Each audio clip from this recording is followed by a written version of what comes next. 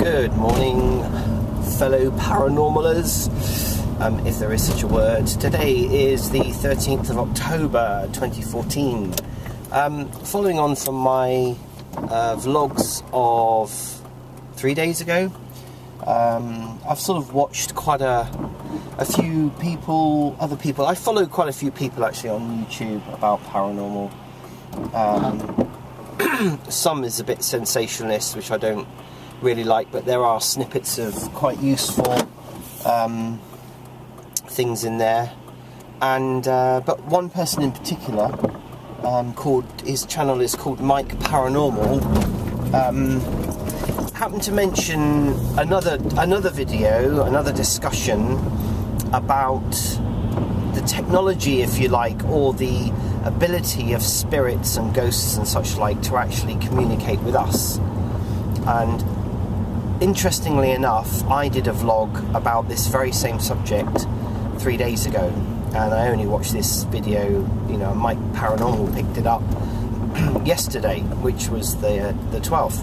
So I'm a big believer as well that subjects and things and ideas and such like actually float around on the airwaves somehow, because I just believe that's how information is sort of shared. Whether this is shared via spirits or not, I don't really know, but I do believe that this happens, because it's happened to me on numerous occasions all the way through my life. Things like this have actually happened, so to me it's too coincidental to be just dismissed, really.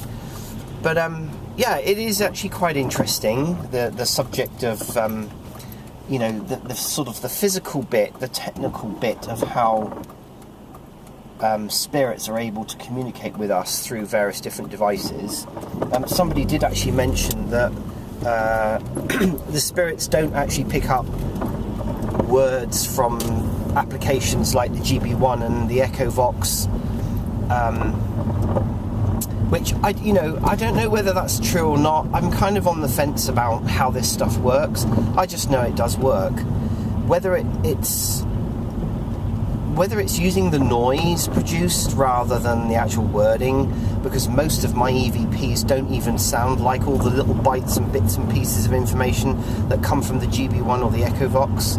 So I don't really know, because the EVPs that I get while I'm using those apps don't even sound like the original bytes, and I've heard these things for hours now, and you kind of get to know all the little bytes of information. And the same, I think, applies to the scanning radios.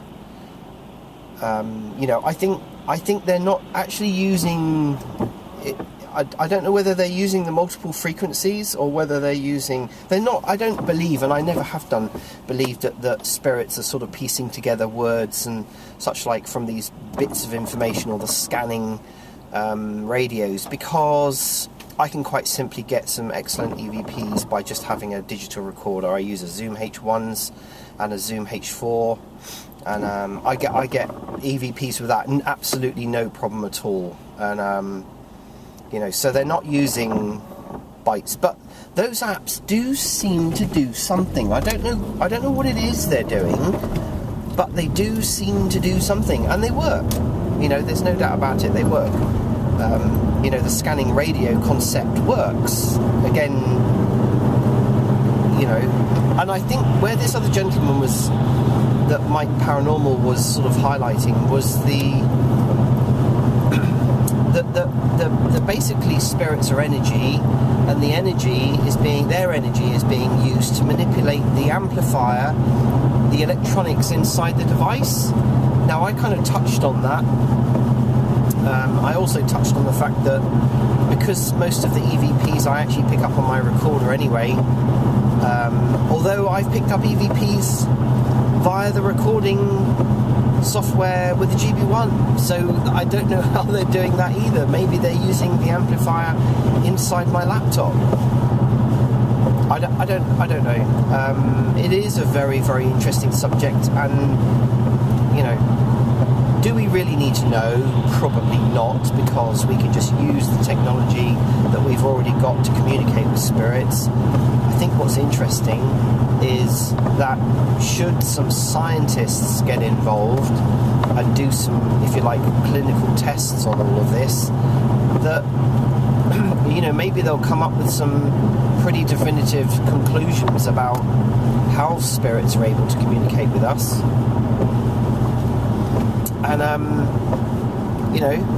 we get some answers that way, or it leads to another form of technology, or a tweaking of our existing technology in order to sort of fine-tune or make it easier for spirits to talk to us.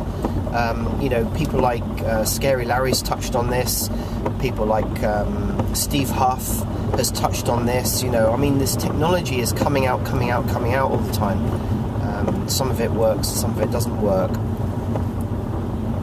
Aside from that, I think there's also, and I firmly believe this, I think there are also people that will work with technology and people who don't. And I know this from my business as well, in as much as, there are people who get on with a certain type of car, and there's other people who don't.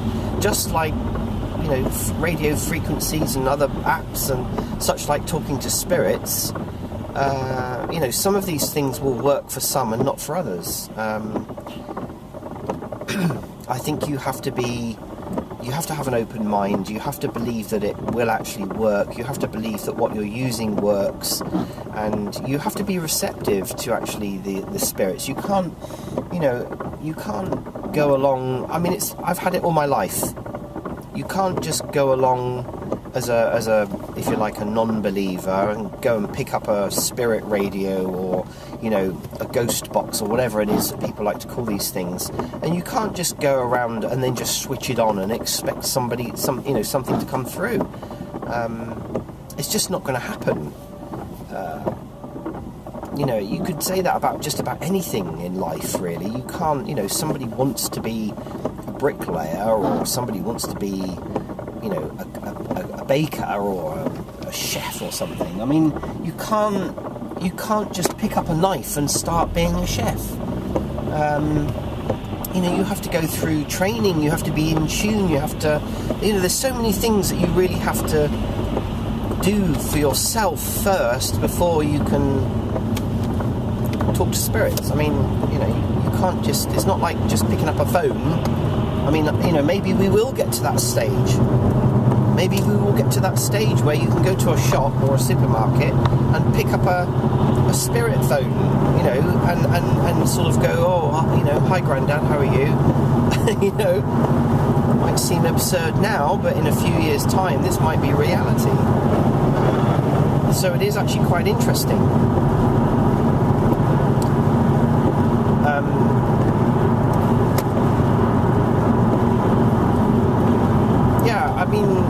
Sorry, I'm just sort of thinking. I tend to pause and think. And I apologise that I'm driving again. A large part of my job, I have to drive, and it's a good opportunity for me to spend time doing these sort of vlogs, really. And as do a lot of other people that I follow, tend to use time in the car or while they're travelling to do their vlogs. I will try and do some videos not in the car, because I do understand that it's a bit noisy. The environment is not the best, but I'm actually quite surprised with this little camera that I'm using, which I've used for actually quite a few years now. It's just really, really good. So, despite the noise in the car. But anyway, I digress. It is very interesting. I recently purchased the GB1 about nearly 2 months ago, and I've had some great successes with it. It just works for me. It works, if you like, the very first time that I actually used it in a proper session.